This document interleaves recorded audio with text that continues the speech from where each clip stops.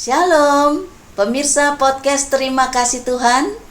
Salam jumpa kembali. Saya Maria Kaismetan, senang menyambut kita semua yang gabung di podcast Terima Kasih Tuhan. Hari ini kita semua akan diberkati dengan seorang sahabat saya, teman sepelayanan yang saya tahu hidupnya sangat-sangat diberkati oleh Tuhan melalui perjumpaannya dengan Tuhan. Saudara-saudari, Bapak Ibu, pemirsa sekalian, pasti kita udah gak sabar ya. Apa sih kira-kira yang akan kita dengarkan testimoni hari ini? Saya langsung menyapa Mas Dedi Pujianto. Shalom Mas Dedi. Shalom Bu. Gimana penuh sukacita? Puji Tuhan. Amin, amin. Sebagai anak Tuhan pasti kita ngalamin banyak sekali berkat-berkat Tuhan. Betul. Seperti kita tahu di podcast Terima Kasih Tuhan, kita banyak mengangkat kisah mereka yang justru dalam keterpurukan mereka mengalami sebuah perjumpaan dengan Tuhan. Dan saya mendengar kalau Mas Dedi juga ngalamin sesuatu yang pasti ini menjadi seperti turning point ya. Seperti titik balik bagaimana Tuhan seperti memberikan kesempatan untuk Mas Dedi hidup kembali. Bisa ceritakan pengalamannya buat pemirsa sekalian? Iya, tepatnya di bulan Januari 2018. 2018, masih ingat ya Mas Wah, Dedi ingat ya? banget itu. Wow, Wah. apa yang terjadi di hari itu? Pas itu sebetulnya saya tuh pengen datang ke pernikahan teman. Oke. Persiapan pagi beli snack, beli ini, naik mobil ke minimarket. Terus di situ diam-diam, dak. Wah, ini seperti ada serangan ini gitu. Serangan apa tuh? Serangan fajar, senja? Saya nggak bisa bernapas dengan normal, sesak nafas. Wow. Gitu. Dan udah pernah terjadi atau itu pertama kali? Pertama kali. Pertama kali. Gitu. Nah, akhirnya saya coba naik mobil kembali, terus saya ke tempat yang lain, saya parkir. Keringat ini udah basah kuyup sebenarnya. Wow. Udah kuyup. Udah nggak bisa mikir, mata udah hitam, nggak kelihatan. Saya mau dinginin mobil itu, saya kencengin, saya mau tidur. Nah, Seorang diri ya di dalam? Seorang diri, nggak ada teman gitu. Wow. Dan ini udah nafasnya udah susah ya, karena ketika saya tarik nafas itu sakit, sini sakit. Wow. Gitu. Udah gelap, udah semua mau tidur gini, diem-diem tuh seperti ada yang bangunin saya. Bangun, ke rumah sakit atau ke rumah. Seperti ada kesan di hati ya? Iya. Diem-diem saya bangun gitu, malah gitu. Rumah sakit. Aduh, sampai sakit gini kan. Dan nggak bisa kelihatan, ya udah akhirnya saya tancap gas, cari rumah sakit yang terdekat. Dalam posisi mata Kabur. Iya. Tidak bisa melihat karena memang kayak blackout gitu Iya, ya? Iya. Wah, sampai singkatnya sampai di depan lobi rumah sakit. Udah, terus si security bilang, "Pak, nggak boleh parkir sini, ini parkir untuk perempuan," gitu. Saya bilang, "Pak, saya mau mati." Wah, si security langsung ambil kursi roda, saya duduk, langsung saya dibawa ke IGD. Nah, di situ baru saya dapat perawatan, terus saya dikasih treatment. Yeah. Karena udah Bapak istirahat dulu ya, sampai benar-benar Bapak tenang, Bapak sudah nggak sesek, baru nanti kami lanjutkan perawatannya gitu. Pada waktu Mas Dedi dalam situasi menurut saya itu benar-benar kritis ya. Seorang diri, mata sudah gelap, tapi tancap gas dengan posisi betul-betul sudah menyerahkan diri apapun yang mau terjadi, tapi terus berusaha. Iya. Pada waktu Mas Dedi di IGD ditangani oleh dokter, langsung atau masih dengan perawat? Langsung dokter jaga. Dokter langsung datang. Dokter jaga. Iya. Tapi bukan dokter jantung ya? Iya. Dokter jaga ya di ruang IGD, langsung semua pemeriksaan dilakukan. Iya. Tapi pada saat itu dokter diagnosanya saya kena serangan lambung. Lambung. Bukan jantung. Karena belum ada pemeriksaan yang lebih lengkap barangkali. Iya, udah cek. Dugaan terus sementara. akhirnya, gimana Bapak mau pulang atau mau nginep? Saya bilang, tolong saya nginep aja, tolong dicek lebih dalam. Gitu. Karena sepertinya udah ngerasa Ya, ada udah sesuatu. enak, udah nafas udah. Udah lega lagi. Mm. Oke. Lalu setelah pemeriksaan lebih lanjut apa yang terjadi? Akhirnya pas saya rawat inap, dokter jaga malam ngecek EKG saya. Wah, ini mau serangan jantung. Gitu. Jadi si dokter jaga itu langsung menghubungi dokter jantung, Ya. ditunjukin hasilnya. Udah, besok masuk ICU. Ini serangan jantung. Gitu. Yang pertama, Mas Dedi mengusahakan dengan sekuat tenaga sampai di IGD. Iya. Yang kedua, ada lagi yang namanya Tuhan punya jalan, di mana dokter memeriksa lebih lanjut ternyata itu adalah Iya. penyakit di bagian jantung. Lalu di ICU apa yang dilakukan di sana, Mas Dedi? Pemeriksaan lebih lanjutnya? Ya, saya nggak boleh gerak sama sekali. Bapak nggak boleh gerak ya. Bapak harus diam. Apapun yang Bapak mau lakukan, harus saya yang bantu. Bapak nggak boleh gerak. Sampai ya maaf, pup. Semuanya semua di tempat tidur. Nggak boleh melakukan sendiri. Betul. Setelah berapa hari dirawat, lalu ada tindakan apa? Saya kemungkinan sekitar seminggu ya di ICU. Iya. Seminggu. Bagaimana perasaan Mas Dedi pada waktu dari bawa mobil nolong diri sendiri, kemudian akhirnya dikatakan divonis sakit jantung dan ada di ruang ICU. Bagaimana Ya, perasaan pada waktu itu? ya sempat kaget ya gitu. Wah, gila masih muda udah kena serangan jantung nih. Itu sih yang awal pas di ICU. Aduh, ya sudahlah gitu. Apa yang terpikir tentang keluarga? Ya waduh gimana ya Yosua sekolahnya. Yosua ini istri anak gimana? ya? Iya, Anak satu-satunya ya? Betul. Iya. Gimana sekolahnya nanti ini kalau saya nggak ada gitu. Itu sih yang saya pikirkan. Terpikir, gitu. iya. Lalu waktu itu Joshua umur berapa ya? Kelas berapa ya? 2018. 2018 Yosua umur 8 tahun. Masih 8 tahun. Iya. Bayangin seorang anak 8 tahun, papanya divonis sakit jantung, pasti pikirannya Mas Dedi kacau balau juga hari itu, saat itu ya.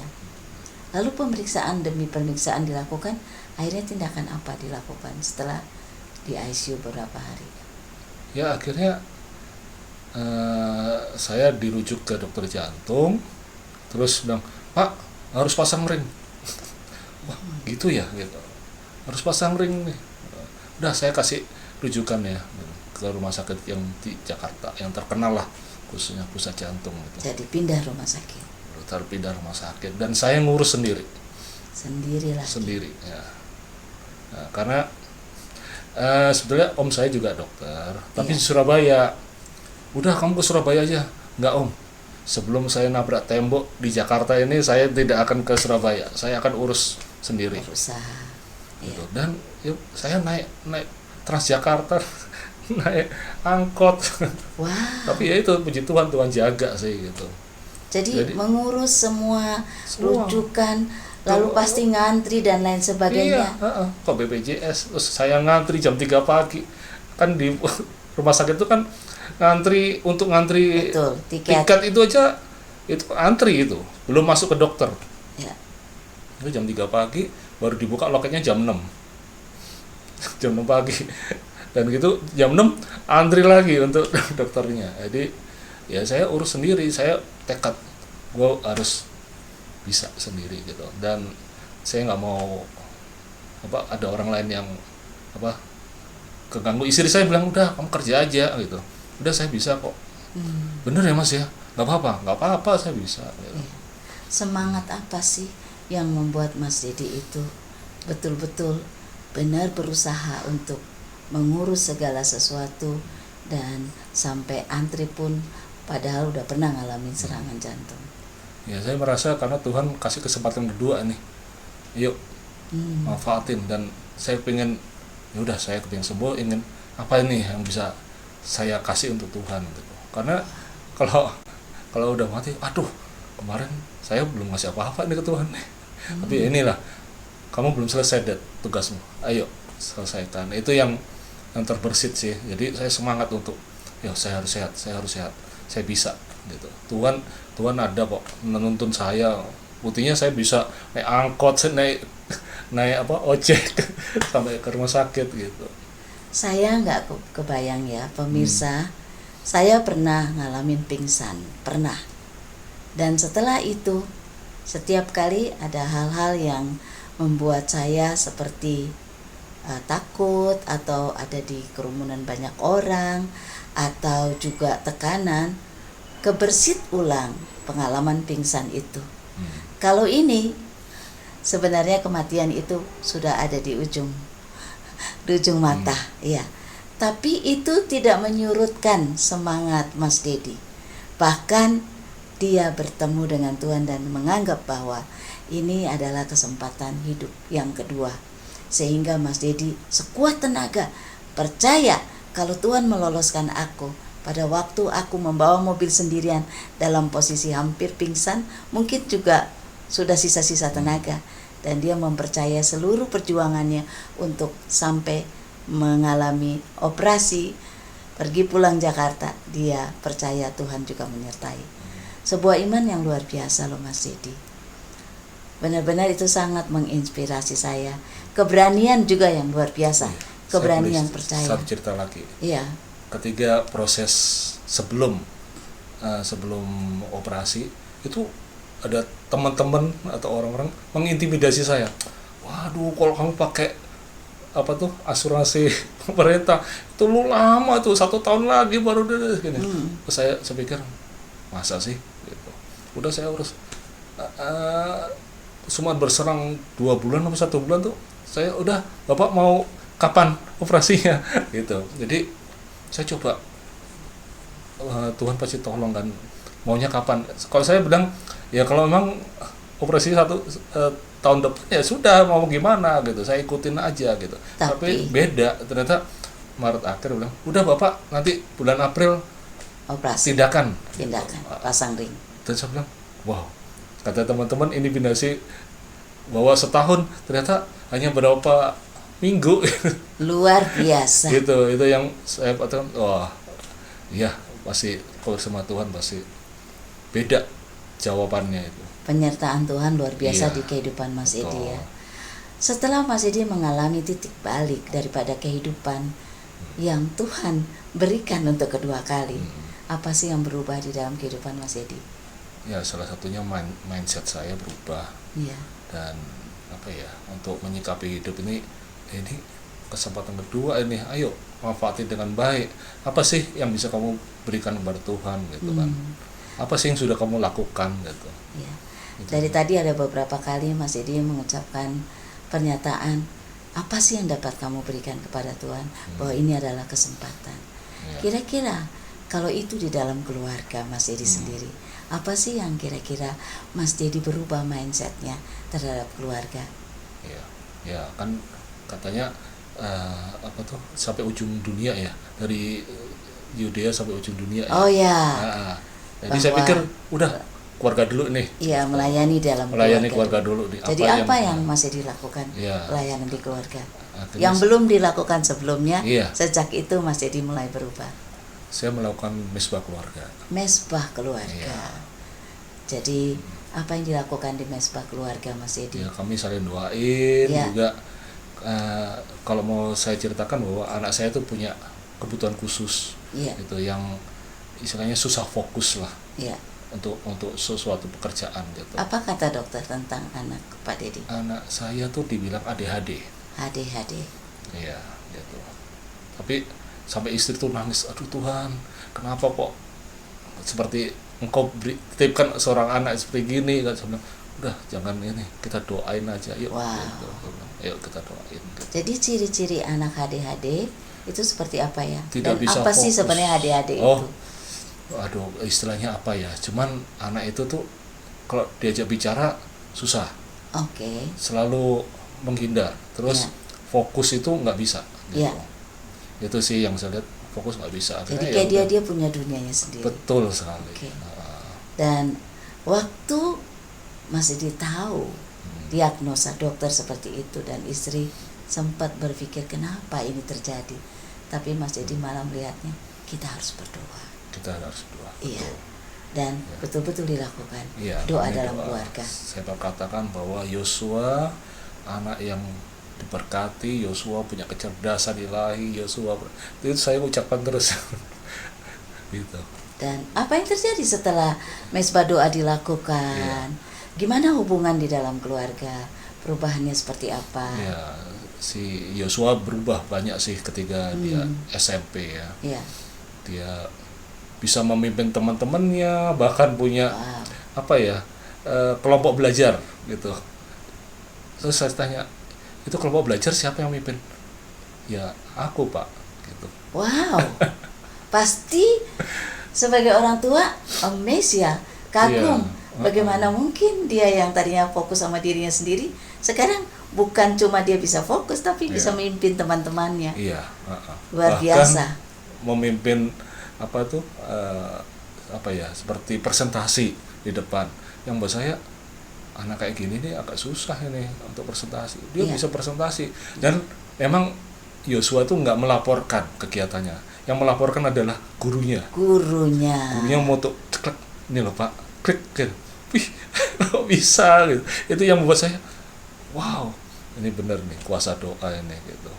Jadi nggak ketika kita berdoa, Tuhan selalu menepati janjinya gitu. Iya. Saya pernah dengar Mas Edi juga sharing kalau Joshua juga jadi pintar main drum ya. Oh iya, ya. Jadi saya tanya, Jos, kamu mau main apa? Milih musik, main drum Pak. Dalam saat itu saya, emang bisa anak adik-adik main drum gitu Iya. kan? Karena kan drum itu butuh 4 fokus, Iya. tangan kiri, tangan kanan, kaki kiri, kaki kanan. Betul. Saya bilang, Dan pendengaran terhadap iya. timnya. Nah itu yang buat saya apa bisa ya sama istri gitu. Ya sudah, anak yang mau kok. Akhirnya ketika di SMP dia minta kursus, akhirnya kami kursuskan ke teman itu.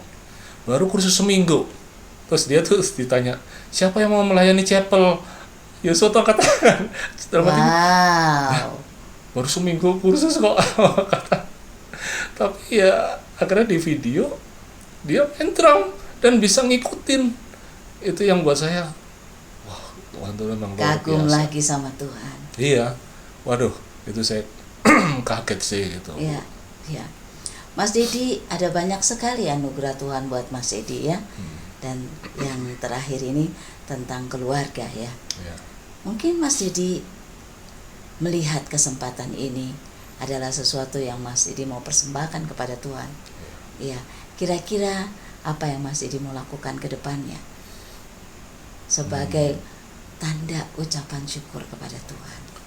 Ya, kalau kita meninggal kan nggak bisa ninggalin apa sih yang bisa kita tinggalin. Kita tinggalin legacy. Salah satunya di keluarga ya, Iya. ke anak dan istri ya. Iya. Jadi apa sih yang Tuhan ingin saya bisa sharing kebaikan Tuhan kepada keluarga saya gitu. Iya.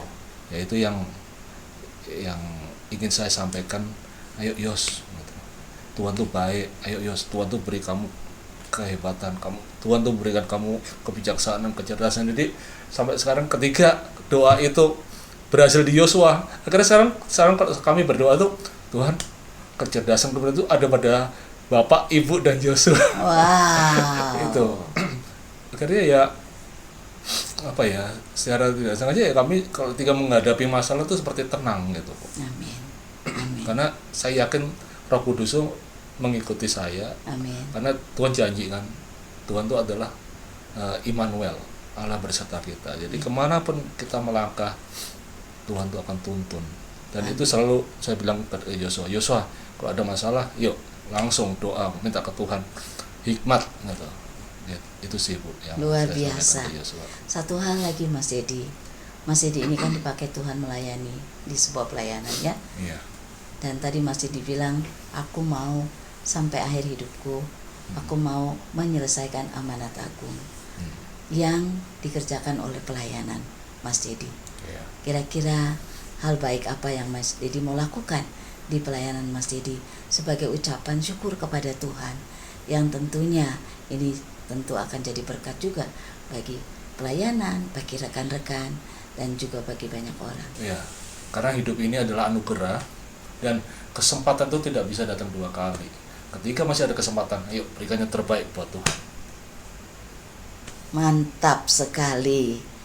Pemirsa yang dikasihi Tuhan, Dedi Pujianto telah memberikan testimoni yang luar biasa.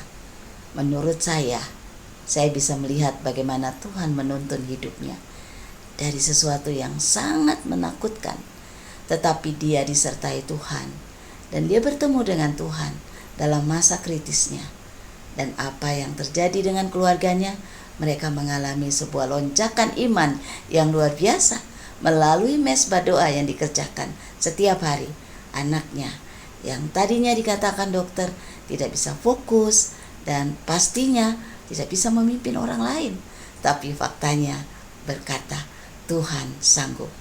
Dan kesaksian yang kita boleh dengar hari ini kiranya menginspirasi Bapak, Ibu, Saudara yang dikasihi Tuhan di seluruh tanah air Indonesia, bahwa kesempatan kedua yang Tuhan berikan itu menjadi sebuah modal untuk kita bisa berkarya. Bahkan melalui hidup kita, orang lain boleh diubahkan. Bapak, Ibu, Saudara yang dikasihi Tuhan, masalah bisa terjadi, mungkin sangat mengerikan. Tetapi itu adalah sebuah kesempatan untuk kita bertemu Tuhan dan hidup kita diubahkan dan kita menjadi berkat bagi banyak orang. Mari saya undang kita semua mengambil waktu dimanapun kita berada, bagaimanapun keadaan kita. Mungkin hari ini Anda berkata bahwa aku seperti gak punya harapan. Aku merasa hidup aku ini seperti hidup yang terakhir dan kayaknya semuanya seperti kehilangan jalan. Tetapi dengar baik, masih ada kesempatan. Kesempatan kedua Tuhan berikan untuk Bapak, Ibu, Saudara, Saudari yang dikasihi oleh Tuhan. Camkan baik-baik. Pada waktu kita benar-benar berharap dan percaya kepada Tuhan, tidak pernah kita dikecewakan oleh Tuhan Allah kita. Bahkan Dia bisa mengubah segala sesuatu yang tidak baik menjadi baik. Roma 8 ayat 28. Segala sesuatu diizinkan Tuhan untuk mendatangkan kebaikan bagi kita orang-orang yang mengasihinya. Izinkan saya malam hari ini mau berdoa untuk Bapak, Ibu, Saudara-saudari yang dikasihi Tuhan. Bapa di surga, hari ini aku mau berdoa untuk semua pemirsa yang ada di seluruh Indonesia. Kalau hari ini mereka dalam ketakutan, mereka dalam terjepit oleh persoalan atau hal-hal yang tidak diduga begitu kritis melanda hidup mereka, malam hari ini hamba berdoa, kunjungi setiap mereka satu persatu.